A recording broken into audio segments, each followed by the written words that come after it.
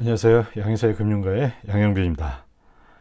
이제 6월부터 지난번 페드 FOMC 회의에 의하면 6월 초부터 QT를 시작하게 돼 있죠. 그러면 요거에 대한 얘기들이 많은데요. 일단 6월 1일부터 시작하느냐 아니면 언제부터 시작하느냐 그거에 대한 것부터 한번 많은 분들이 좀 궁금해 하시고 또 의외로 그거에 대해서 정확히 잘 모르고 그런 분들이 많이 있는 것 같아요. 그래서 그거에 대해서 한번 정확히 짚고 넘어가겠습니다.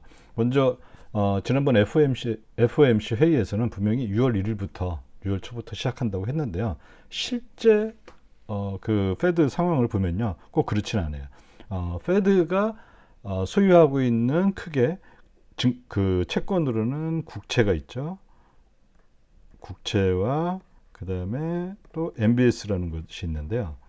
이 국채라는 거는 항상 만기가 매월 15일 아니면은 매월 말입니다. 그래서 뭐 30일까지 있는 6월에는 6월 30일에 만기가 도래하고 5월 같은 경우에는 5월 31일에 만기가 도래합니다. 그래서 그거를 그 페드 홈페이지에 가 보시면은 그걸 관리하는 걸 소마라고 하는데요. 소마라는 하나의 그 기구를 두어서 여기에서 페드가 소유하고 있는 국채 MBS 이걸 총 관리를 하는데 거기 보시면은 국채의 만기일이 주어져 있습니다. 여기 빨간 표시한 거 보면요.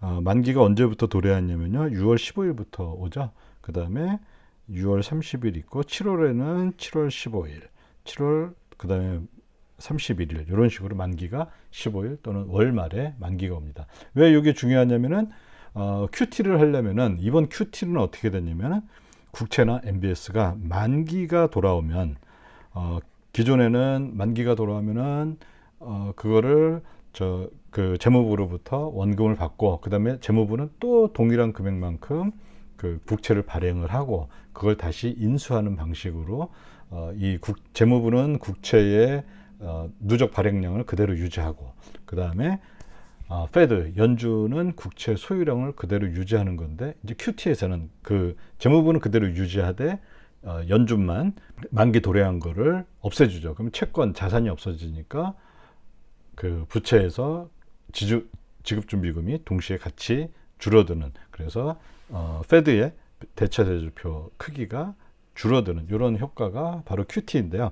그럼 이건 언제부터 시작하냐? 15일부터 시작한다. 이거를 염두에 두시면 좋겠습니다. 그래서 실제 여러분들이 그 페드 홈페이지에 보시면은 보통 프레드라 그러죠. FRED 여기 보시면은 뭐 페드 말로는 한 200만 가지 데이터가 있다고 해요. 그러면 거기에 이제 페드의 대차대조표 크기, 토탈 에셋 해가지고 그걸 쭉 보시면 최근에 그 쭉 올라오다가 이제 안 하고 있죠. 그래서 이렇게 에셋 크기가 거의 변하지 않는 것을 볼 수가 있습니다. 이건 아마 제가 봤을 때는 6월 15일까지 다음 주, 다다음 주까지 계속 진행이 되다가 그 뒤로부터 국채는 300억 달러, 그 다음에 이 빌리언으로 나타난 거니까요. MBS는 17.5억 달러, 17.5 빌리언이니까 175억 불 이렇게 줄어드는 거를 우리가 나중에 확인할 수가 있습니다. 그래서 이것도 음모론에 빠지지 마시고요. 가끔가다 그런 사람들이 있어요. 페드가 거짓말하고 있다. 그런데 그런 건 아니고 이 국채의 만기 구조상 그럴 수밖에 없다라는 거 꼭 기억해 두시기 바랍니다. 자, 현재 상황 한번 확인해 보도록 하겠습니다. 일단 연준의 대차 대조표 크기 거의 구조죠. 8조 9천억 달러, 8.9조 정도 달하고 있고요. 지급준비금, 리저브라고 하는 거 3조 3천억 달러. 그 다음에 오버나잇 RRP, 보통 뭐 RRP라고 얘기하는 거, 영래포라고 하죠. 이거 2조. 그 다음에 TGA, 이거는 재무부가 연준의 계좌를 갖고 있는 일종의 뭐 보통예금 계좌 이렇게 보시면 될 것 같아요. 왜냐하면은 재무부는 연준의 돈을 갖고 있다가 재정 지출을 해야 돼요. 뭐 예를 들어 우크라이나 전쟁해가지고 뭐 탱크를 전투기를 사서 우크라이나에 보내야 돼요. 그러면 재무부가 그걸 구입을 해야 되겠죠. 그럼 그럴 때 이 TGA에서 돈이 나간다는 거죠. 그래서 TGA 이렇게 크게 제일 중요한 걸 보면은 부채 부분에서는 요거와 또 뭐가 있냐면 현금 통화가 있죠. 그 실제 뭐 100달러짜리 지폐, 그 다음에 뭐 동전 이런 것들이 있는데요. 크게 이렇게 연준의 현재 상황이 이렇습니다.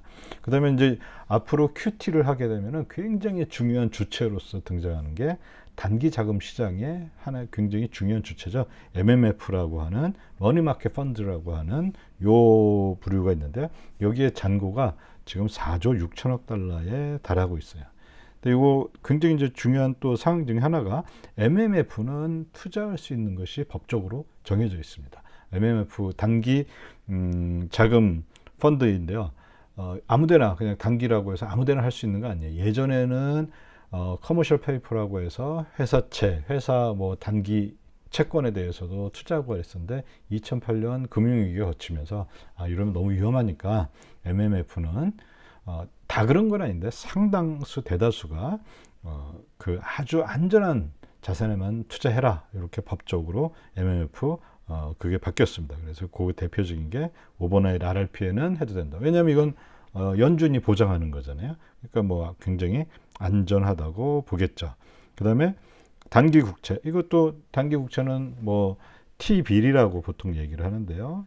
이거는 뭐 만기가 보통 4주, 8주니까 2달이죠. 13주면은 3달이겠죠. 그 다음에 뭐 해서 뭐 6개월짜리, 1년 요 정도까지 돼 있는 거예요. 그래서 이런 거 단기에는 투자할 수가 있다. 그거를 MMF에 제한을 두었습니다. 그 다음에 레포 시장에서 투자할 수 있다. 왜 이게 안전하냐면 레포 시장에서는 주로 뭘 합니까? 돈을 빌려줄 때 채권을 받죠. 담보를 받죠. 근데 보통 이 채권 받는 담보가 국채 같은 매우 안전 자산이니까 여기는 굉장히 안전하다. 그래서 MMF의 그 안정성을 굉장히 높인 거죠. 이게 현재 전체적인 뭐 상황이라고 볼 수가 있습니다. 그러면 MMF가 투자할 수 있는 것들이 보면요, 여기 이제 크게 레포 이율은 빼고요, 3개월짜리 T비를 한번 봤어요. 지금 이자율이 한 1.2 정도에 거의 가깝네요. 3개월짜리 이 단기 국채는요. 그 다음에 요 직선으로 돼 있는 거 있죠. 이렇게 돼 있는 거. 요거는 바로 오버넷 RRP의 이자율입니다. 오버넷 RRP의 이자율은 현재 0.8이죠. 이렇게 0.8로 돼 있습니다. 그 다음에 요 파란색으로 돼 있는 거, 요게 뭐냐면 1개월짜리 T빌인데요. 제가 지난번에 말씀드렸을 때 보면 오버넷 RRP가 0.8, 그 다음에 1개월짜리 T빌이 0.55, 그래서 무려 0.25나 높다 그랬는데 최근에 보면 쫙 올라왔죠. 요걸 넘어섰네요. 그래서 한 0.85 정도로 넘어섰어요. 그러면 이게 지금 시장 상황이 좀 안정화되고 국채가 그 많이 풀린 거냐? 그건 아닙니다. 왜 그러냐면요. 요 오버넷 RRP가 있고 그 다음에 1개월짜리 이 금리가 있는데 요게 딱 치고 올라가는 때들이 있죠. 이게 언제냐면은 금리 상승이 대략 한 2주 내지 3주 후에 명확하게 상승할 거라는 걸 알고 있을 때는 이렇게 올라갑니다. 왜냐하면 그때 가서는 이제 금리가 상승하기 때문이죠. 그래서 그걸 반영한 결과이지 결코 뭐 그 T빌 즉 만기 짧은 것들의 가격이 하락해서 또는 금리가 상승해서 그 시장 또는 T빌의 공급이 많아져서 그런 얘기는 아니라는 거 그거 주의하시면 되겠습니다. 이렇게 크게 MMF의 대안들을 한번 우리가 봤고요. 그 다음에 이제 이게 제가 지난 시간에도 얘기했는데 이거 여전히 굉장히 많은 사람들이 이쪽 미국 시장을 바라볼 때 그리고 연준의 QT와 관련해서 봤을 때 여전히 좀 음모론에 빠져 있는 분들이 많아요. 그게 뭐냐면은 여기 녹색이 지급준비금인데 최근에 지급준비금이 거의 1조 달러 빠졌어요. 그래서 이거 보고서 이거 지급준비금 1조 달러 빠졌으니 이거 굉장히 지금 시장에 자금 경색이 오지 않느냐 뭐 이렇게 얘기를 하는데 제가 지난번에도 말씀드렸듯이 그거는 대부분 뭘로 TGA가 올라간 거다. 지급 지준금이 하락한 거는 이거는 뭐하고 연결이 됐냐면 최근의 상황에서는 TGA가 올라간 거하고 연결이 된다. TGA는 왜 올랐느냐? 재무부에 페드에 갖고 있는 예금이 즉 TGA인데 그게 올라가는 건 딱 두 가지밖에 없어요. 하나는 뭐냐면은 재무부가 채권을 발행해서 그 채권을 판매했으면 판매 금액이 들어왔을 때 그거를 연준에 맡기는 경우 하나가 있고, 또 하나는 재무부한테 돈이 들어온 경우는 언제예요? 세금, 세수가 증가했을 때죠. 근데 최근 4월을 중심으로 해서 1, 4분기에 세금이 생각보다 굉장히 많이 거쳤어요. 그래서 그게 TGA가 올라가고 그만큼 또 지급준비금이 여기 내려갔었죠. 내려간 거에 불과한 거지. 그거는 우리가 어디서 확인할 수가 있냐면은 전체적인 이 연준의 자산의 크기는 불변하고 있다라는 거, 여기에서 우리가 또 확인할 수가 있겠죠. 과거 경험을 한번 좀 보면요, 2020년 9월에서부터 그 다음에 21년 3월 10일까지 요 대략 한 6개월 정도 시간 한번 살펴봤어요. 여기 노란 박스가 되어 있는데요. 여기 보면은 자산은 점차적으로 올라갔죠. 그 다음에 지급준비금도 올라갔죠. 그 다음에 또 모두 TGA는 어떻게 됐나요? 반대로 떨어졌죠. 그러면 연준의 자산의 변화는 보면은 5,700억 달러예요. 이거 빌리언 단위인데요. 그래서 5,700억 달러가 연준의 자산 늘어났어요. 이때 계속 연준은 QE를 하고 있었으니까 당연히 늘어나겠죠. 그럼 거기에서 보면 TGA는 이만큼 감소하고 지급준비금은 이만큼 늘어나고 그 다음에 현금통화 이만큼 늘어나서 그 합은 552예요. 이게 딱 플러스 두 개가 552하고 570이 딱 맞지는 않는 게, 왜냐면 요 외에도 다른 항목들이 있는데 제가 그걸 이제 빼고 봤으니까 그런 것 뿐이고요. 어쨌든 연준의 자산이 증가한 거하고 TGA, 지준, 통화 전체가 증가한 거가 거의 비슷하다는 걸 알 수가 있죠. 그러면 이 얘기는 뭐냐면은 최근에 벌어진 이 지급준비금, 이거는 제가 지난 시간에도 얘기했지만 여전히 이런 생각들을 갖는 분들이 많아요. 보니까 심지어 어떤 사람은 QT가 이미 시작된 거 아니냐 이런 분도 있고, 또 어떤 분들은 지급준비금이 이렇게 갑자기 줄어들어서 시중에 굉장히 그 자금 경색이 오지 않을 거냐 이렇게 말씀하시는데, 제가 볼 때 그건 아니고요. 왜냐면은 TGA라는 거는 연준이 잠시 갖고 있는 계좌일 뿐이에요. 그 보통 예금이에요. 아니, 연준이 아니라 재무부는 보통 예금을 왜 갖고 있느냐? 거기에서 저축을 해서 이자를 따먹기 위해서 갖고 있는 게 아니라 재정 지출하기 위해서 일시적으로 갖고 있는 데죠. 그러면 재정 지출하면 TGA가 감소하면은 요거 반대겠죠. TGA가 감소하면 지급준비금은 올라가겠죠. 그럼 이때는 뭐 또 QE를 한 거냐 그렇게 얘기할 수가 없죠. 또는 그 유동성이 좋아졌냐 그렇게 얘기할 수도 없고,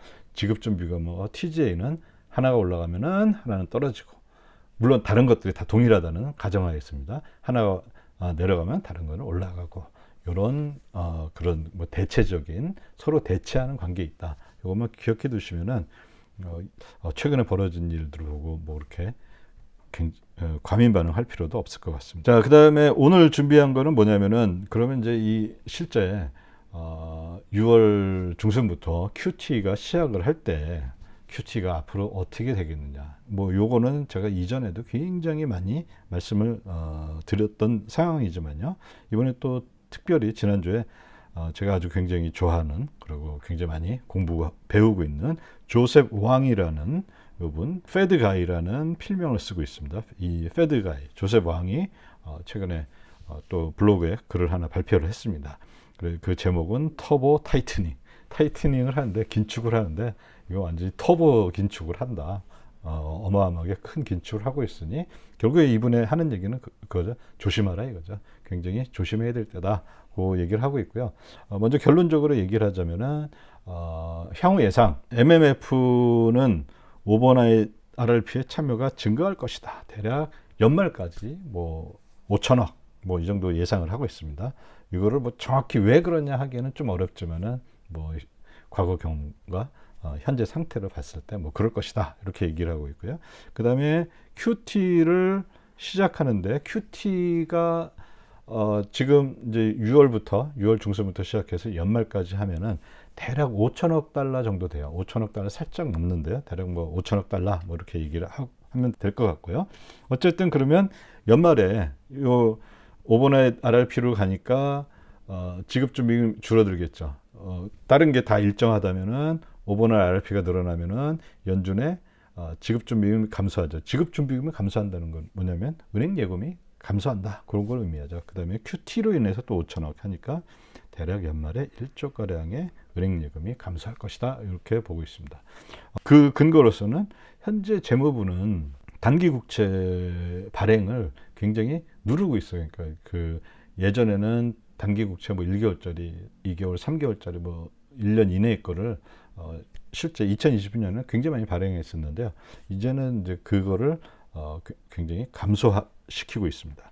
그래서 이 단기 국채 발행이 감소한다는 것은 물량이 줄어들죠. 물량이 줄어들면 수요가 뭐 그대로였다면 물량이 줄어들었다. 공급이 줄어들었다. 그러면 가격이 올라가고, 가격이 올라가면 국채니까 금리가 하락이 되겠죠. 그럼 금리가 하락이 된다면 아까 보셨듯이 MMF는 여러 가지에 투자가 할 수가 있는데 단기에도 투자해야 되고 할 수가 있고 오버나이트 RRP에도 할 수가 있고 3개월짜리 이거 좀 장기로 가죠. 조금 이 기간이 길어지는데 그런 것들은 뭐 일정 부분 하는데 많이는 하진 않습니다. 그러면 단기 국채 이자율이 적어진다라는 거는 MMF로서는 어떻게 하겠어요? 오버나이트 RRP로 가겠죠. 자금 글로 갈 가능성이 많다. 이렇게 설명하고 있고요. 한 5천억 증가하니까 연말에 대략 한 2.5조 정도 예상할 수 있지 않겠냐 이렇게 얘기를 하고 있습니다. 그 다음에 향후 QT가 진행되는 것에 대해서는 조세방은 어떻게 보고 있냐면은 이거는 최근에 있었던 즉 2022년 1사분기에 있었던 단기 자금 시장의 경험을 한번 비추어서 한번 보자 이렇게 얘기를 하고 있습니다. 조세방이 하는 뭐 대체적인 결론은 뭐냐면 결국 QT를 한다는 거는 연준은 대차 대조표를 줄이는데 재무부는 대차 대조표를 줄이지 않죠. 그러면 기존의 그 국채가 만기가 됐을 때 재무부는 어떻게 하냐면 그 만기가 된 거를 일단 갚고 또 그만큼 또 다시 발행을 해요. 그러면 발행하면 누군가는 사줘야 되잖아요. 근데 QE는 그게 예전에는 연준이 사줬던 거라면은 이제는 그걸 누군가를 사줘야 되는데 이게 대부분 누가 사줄 거냐 뭐 그거에 관련된 얘기입니다. 그러면 이제 앞으로 QE 자금 조달은 또 누가 할 것이냐 그거에 대해서 한번 살펴보도록 하겠습니다.